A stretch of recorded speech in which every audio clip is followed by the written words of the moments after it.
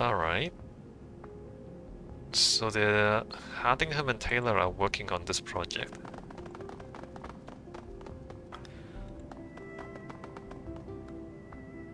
There's a guard there. The elevators don't work, right?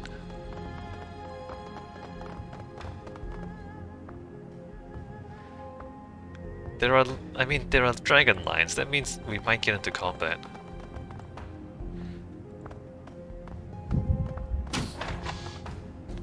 What on earth is that? How much trouble, let me save, how much trouble do we get into if we check out this terminal? Public terminal. This is a public matrix terminal for guests and visitors. Its primary functions appear to be directory and news service as well as basic email. This is also a perfect terminal for you to upload the fake visitor records. Welcome to Ares Asia Holdings. Please note all activity on public terminals is logged and recorded for security purposes. Please state your query. Shouldn't we not do it here?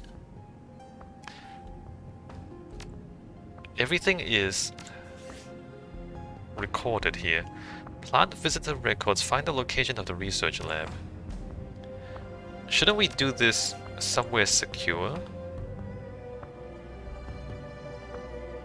Security scheduling IC code. Secure data store IC code. If I do it here, they're gonna find out. I'm gonna just save and then I think we should not do it here. Let me see what happens when I do. You slip the data chip into a port in the public terminal and let the worm go to work. After several seconds, the chip flashes green. Now Ares Asia Holdings records show that Golden Fong has visited on several occasions in the past. Would they not know? Search for Dr. Taylor. Taylor P. Ares Asia, Hong Kong Central.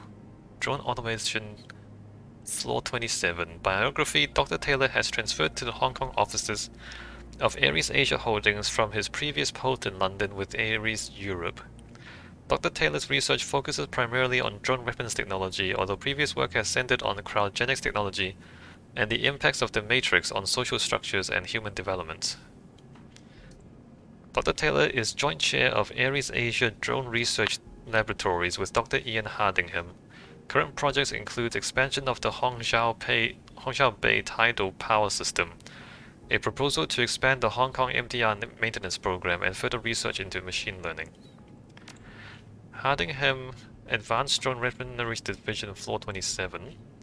Dr. Hardingham has transferred to the Hong Kong offices of Ares Asia Holdings from his previous post in London with Ares Europe. Dr. Hardingham holds advanced degrees in weapons design, mechanical engineering, and holds several patents in the fields of artificial intelligence research. As joint chair of Ares Asia Drone Research Laboratories, Dr. Hardingham's duties are primarily related to the research and development of new artificial intelligence solutions that will keep Ares macro technology competitive in this rapidly changing world. While the specific work of the Drone Research Laboratories is classified, previous efforts have been centered around self-repairing machinery, robotic game theory, and collective machine learning. Alright. Sounds cool to me. And nobody seems upset by me inserting the computer virus. Maybe that's right. Maybe that's fine.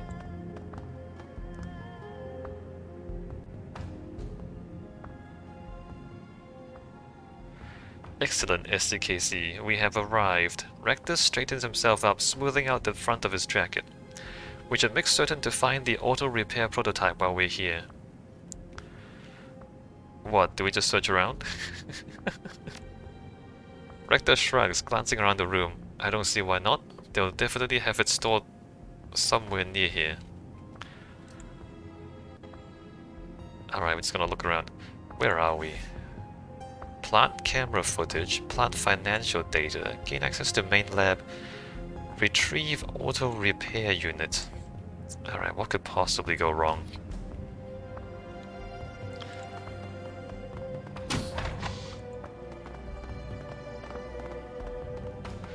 I mean, there's dragon lines again. Are we gonna get into combat or not? There's a lab in the middle there.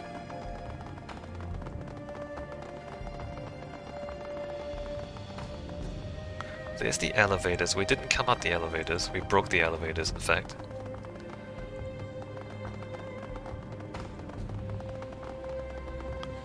I don't see any people yet. We can deck into that thing. This seems way too simple, right? Shutter controls. Lab safe. This seems way too simple, right? Open door. There's nobody here. Security system services. This server cluster handles the local records and systems for Floor 27. Undoubtedly, the building-wide systems back up this data, but anything occurring here will be fed to the larger Ares Asia servers. This makes a perfect place to upload the web and faked camera footage. Alright. A few moments later, the chip flashes a green light, indicating that camera records for Floor 27 will now show footage of Golden Fong meeting with Dr. Taylor and Hardingham. Alright, Matrix Jack point. Have Isobel Jack in. Isn't this the same place as before though? It is. So this is the same place as before, but coming in from the other side. Right, so we have no reason to be here just yet.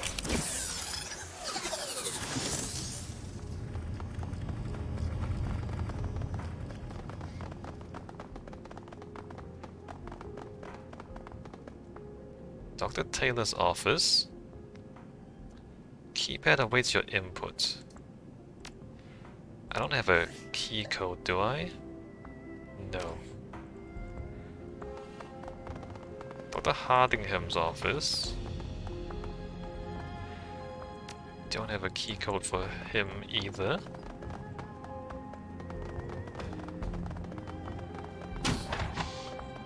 There's shutter controls. Now, why would there be shutter controls? Keypad. Laser laboratory shutter controls. Shutters must be closed during energy emittance testing. Failure to close shutters is grounds for immediate disciplinary action. There's a small note attached to the panel. The shutter controls are currently also closing the security room shutters. I've talked to maintenance about it, but they haven't had a chance to fix it yet, so bear in mind, when you close the shutters for laser testing, security cannot respond as the side door auto-locks. Make sure nobody goes in or out of the main lab while the shutters are down. Security cannot respond. Laser test in progress. Closing shutters. Sweet.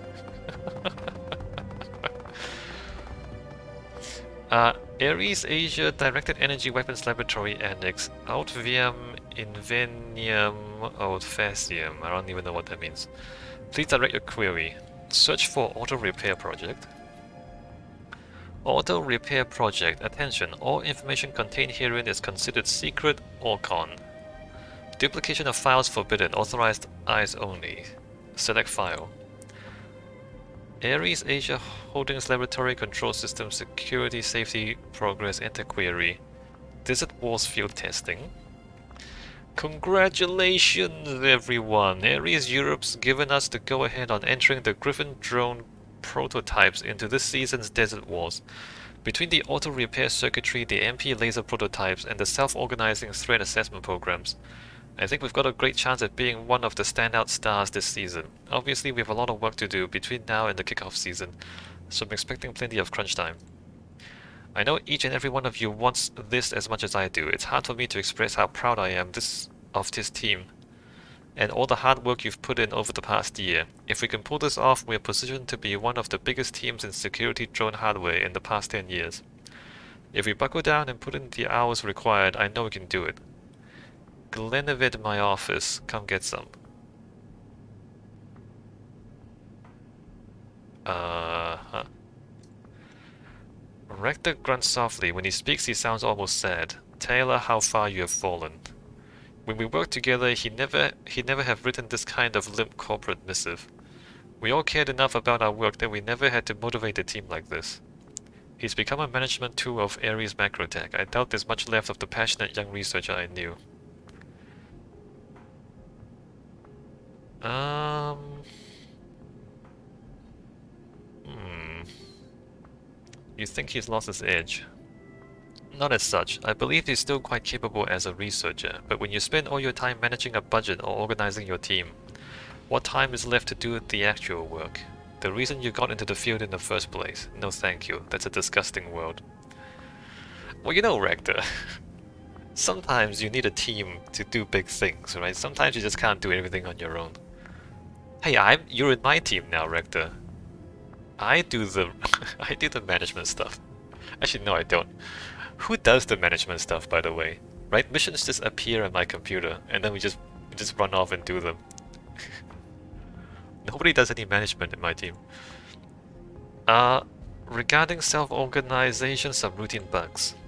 Hey Ian, I've been encountering a worrying bug in the latest multi-drone mesh network test. After checking on it, I'm pretty sure it originates in the self-organization subroutines. When the Griffin drones go into self-diagnostic mode and start sharing their telemetry data after field activity, they stop responding to external commands. Even kicking the debugger over to admin mode won't stop them. It looks like they're not responding to outside commands because they are identifying activity orders as non-critical in comparison to their attempts to share and learn from each other's telemetry.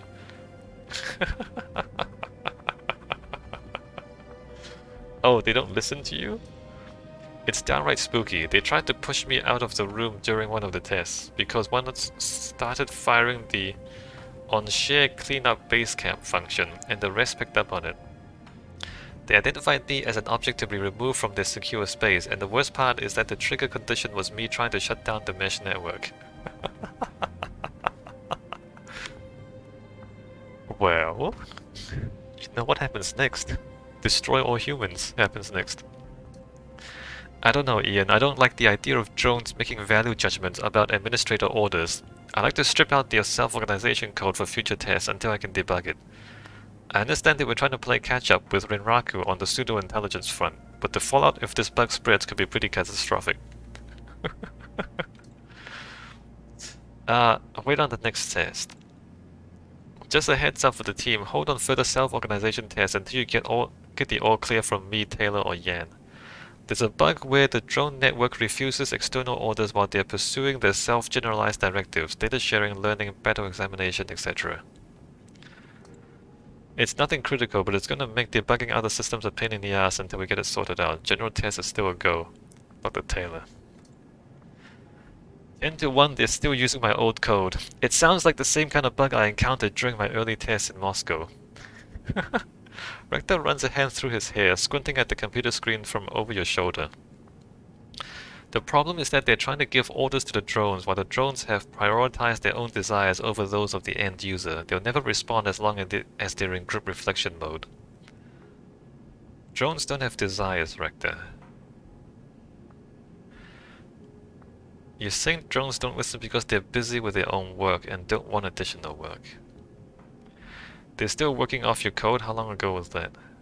You're saying the drones don't listen because they're busy with their own work and don't want additional work. Drones don't have desires, Rector. Prioritize their own desires over those of the end user. It's curious that he used that word, isn't it? Anyway, let me go for this one. In essence, yes. The more complex pseudo-intelligent drones become, the more we have to learn to convince them that what we've ordered them to do is the best course of action, within reason. Part of the reason the self-correction code exists is to protect against user error. These drones are only doing what they've been designed to do. Or maybe you shouldn't design them this way, Rector.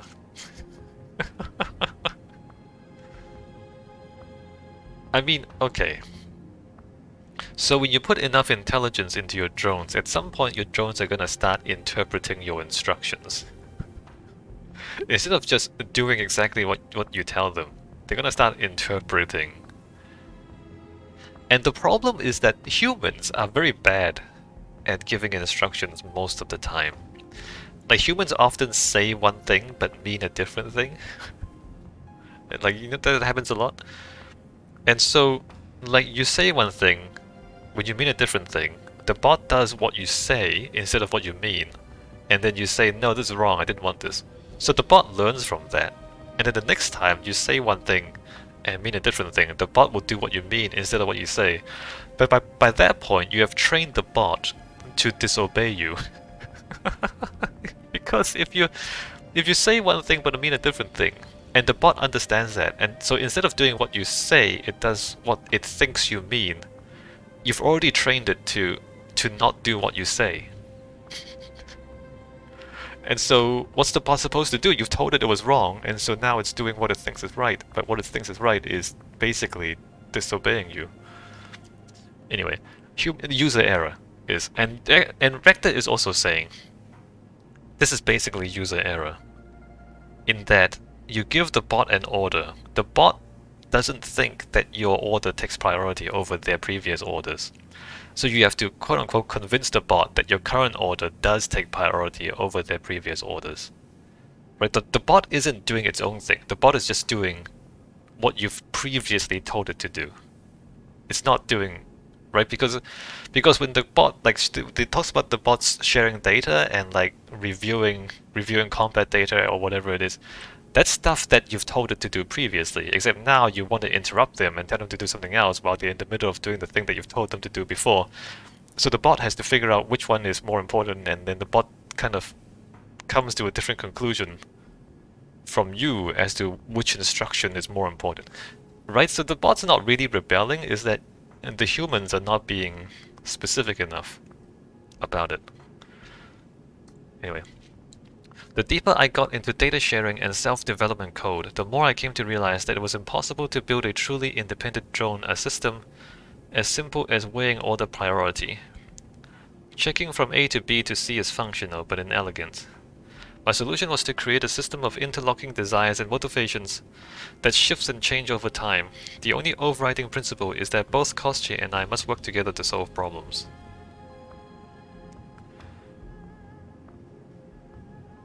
Right. So you've programmed Kostya to work with you at all times.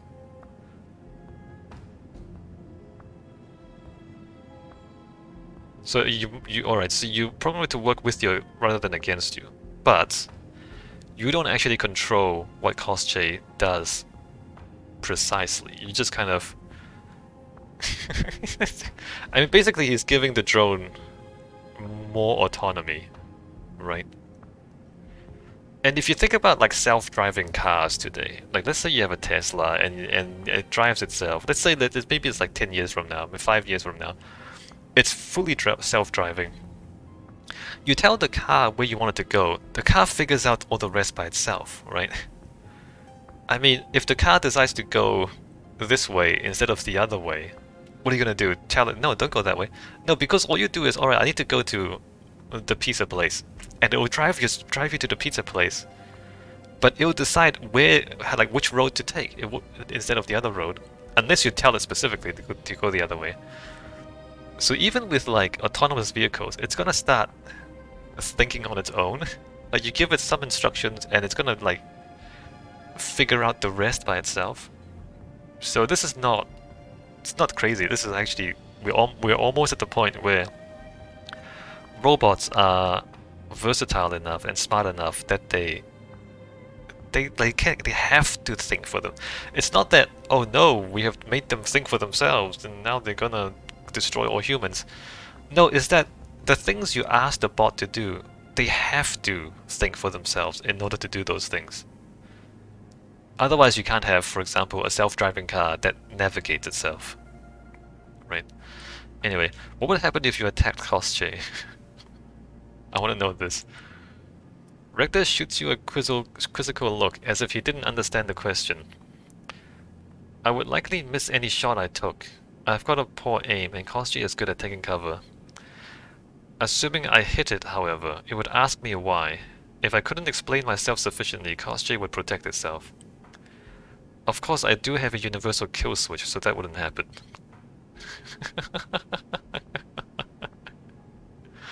Right. So CosJ, Rector and CosJ is independent enough that if you hit it and you can't explain to it why you hit it, it's gonna start protecting itself. So CosJ is basically independent. It's basically an independent being, regardless of whether you recognize that it has rights or whatever, like animal rights, human rights, robot rights.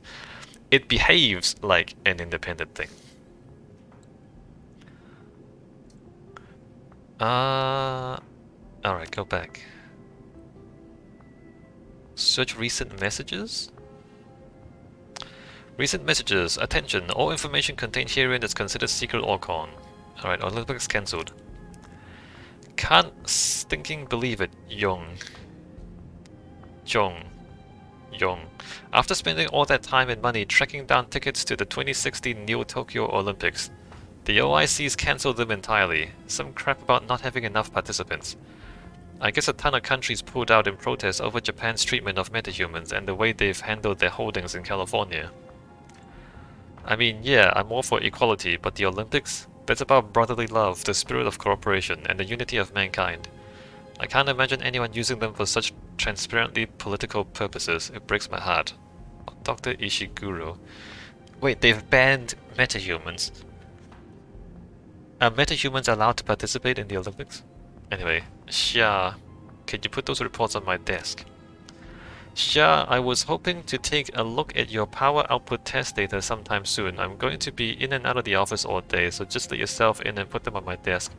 The code is 98144, Dr. Taylor. Well, that's convenient. 98144. Sweet.